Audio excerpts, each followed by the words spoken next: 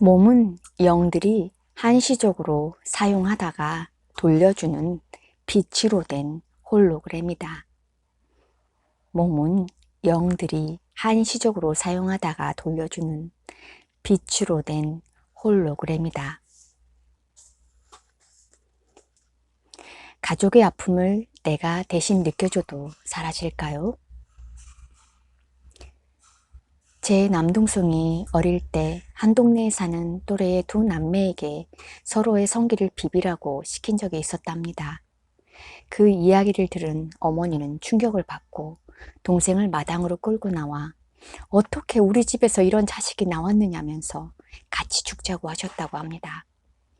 아버지도 동생을 크게 혼내고 때리셨습니다.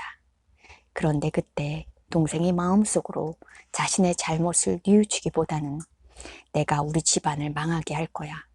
부모님이 피말라 죽게 할 거야. 라는 독한 마음을 품었다는 고백을 몇 달 전에 저에게 했습니다. 그런데 할아버지도 아버지가 어릴 적에 너는 집안 말아먹을 놈이야 라는 말씀을 습관처럼 하셨다고 합니다. 지금도 남동생은 항상 부모님의 걱정거리입니다. 몇 년 동안 도박을 해서 거의 2억이 넘는 돈을 탕진했고 그 빚을 아버지가 아무 말 없이 갚아주셨습니다. 남동생은 직장에서도 항상 답답하고 부정적인 생각이 많이 들어서 빨리 나오고 싶다고 합니다. 아무래도 동생이 자신이 가야 할 길을 찾지 못하고 헤매는 것과 아버지가 어릴 때 할아버지한테 들었던 집안 말아먹을 놈이라는 말 사이에 상관관계가 있을 것 같다는 생각이 듭니다. 제가 누나로서 어떻게 해야 남동생과 부모님의 아픔을 덜어줄 수 있을까요? 아버지는 할아버지한테 집안 말아먹을 놈이라는 말을 듣고 꾹 참았다.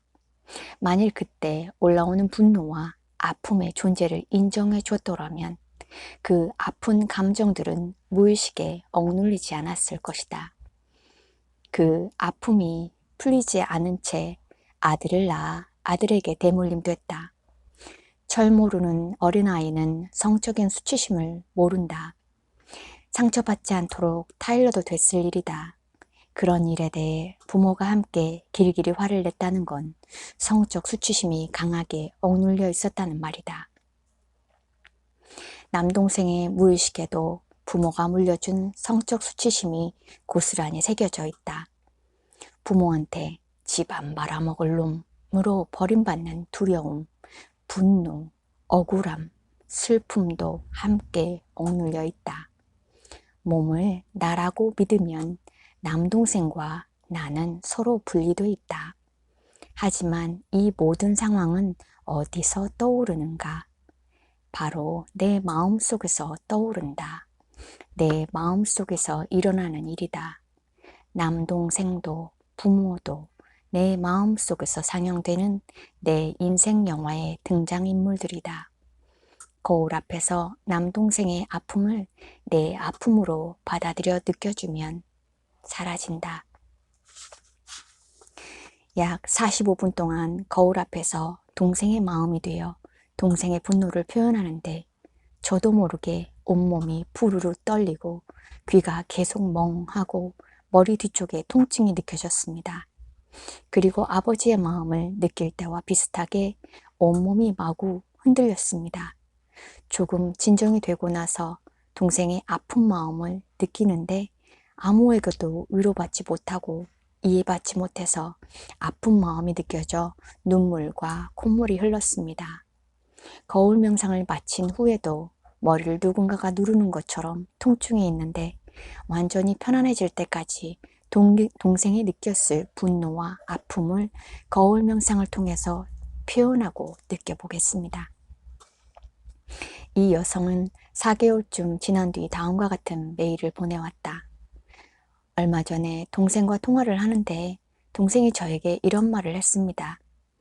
예전에는 도박하고 싶은 마음이 불쑥불쑥 올라오곤 했는데 이상하게 요새는 복권조차 사고자 하는 마음이 전혀 들지 않는다고요. 정말 신기한 일이라고 했습니다. 아버지가 참고 억눌러 놓은 분노와 아픔이 동생에게 대물림이 되고 자신도 모르게 그 아픔과 분노를 물려받은 동생이 괴로움 속에서 살다가 이제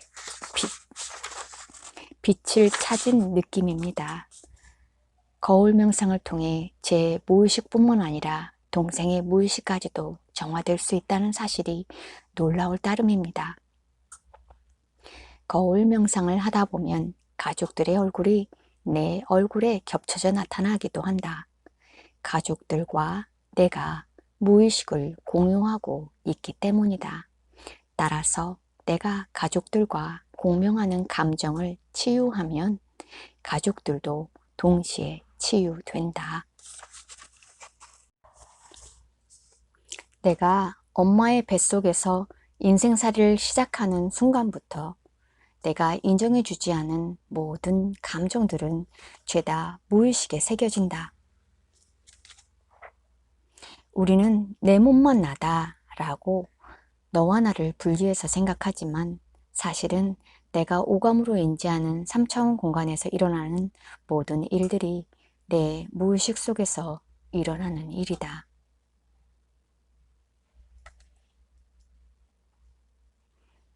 현실은 내 무의식 속에 억눌려 있는 아픈 감정을 내가 인정해 줄 때까지 반복해서 보여준다. 현실은 영이 과거의 수많은 생을 거듭하면서 처리하지 못한 채 무의식 속에 억눌러 놓은 감정들을 보여주는 꿈이다. 시간상, 공간상으로 시나리오를 바꿔가며 반복적으로 보여준다. 꿈을 꾼다. 따라서 우주 전체가 무의식 속의 꿈이다.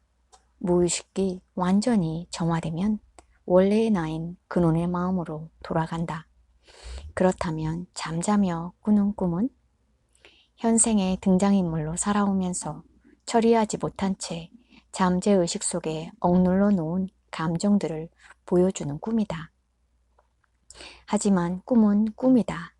내가 수많은 생을 살면서 처리하지 못한 뿌리 깊은 감정들을 보여주는 무한한 무대를 배경으로 한 꿈이든 아니면 현생의 몸으로 살아오면서 처리하지 못한 감정들을 보여주는 작은 무대를 배경으로 한 꿈이든 크고 작은 모든 꿈은 내가 처리하지 못한 채 내 마음속에 가둬놓고 있는 감정들을 표현해 준다.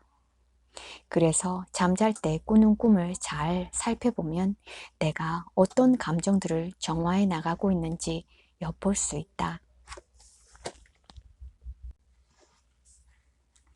무의식에 억눌리면서 인격화된 감정들은 목숨을 가진 생명체들이다. 이렇게 무의식 속에 억눌린 자아들이 거세게 저항할 때 나는 고통스럽다. 저항을 몸으로 느끼기 때문이다. 그렇다면 어떻게 해야 할까? 몸에서 벗어나 저항에 대한 몸의 반응을 가만히 지켜보면 된다. 원래의 나로 돌아가 원래의 나가 아닌 몸과 자아들의 움직임을 바라보는 것이다. 자아들은 내가 올라오는 감정들을 억눌러 놓았기 때문에 생긴 유한한 목숨을 가진 존재들이다. 내 마음의 공간을 무한히 넓힌 관찰자의 텅 빈 마음으로 받아들이면 모든 저항은 자연스럽게 흘러가 사라진다. 내 마음의 공간을 무한히 넓힌 관찰자의 텅 빈 마음으로 받아들이면 모든 저항은 자연스럽게 흘러가 사라진다. 마음의 시야를 더 넓혀 몸을 둘러싼 공간을 더 넓게 바라보면 된다. 그럼 마음의 눈이 더 넓게 열린다. 몸을 벗어난 텅 빈 마음속에서 시간과 거리가 사라진다. 나는 시간을 거슬러 올라가 과거의 어린아이로 돌아갈 수 있다. 과거의 엄마가 될 수도 있다. 이 사연자는 어린아이로 돌아가 단 한 번도 불러보지 못했던 엄마를 불러보고 단 한 번도 표현하지 못했던 무서움을 표현했다. 그러면서 수십 년에 걸쳐 가슴에 맺혔던 외로움과 두려움을 떨쳐낼 수 있었다.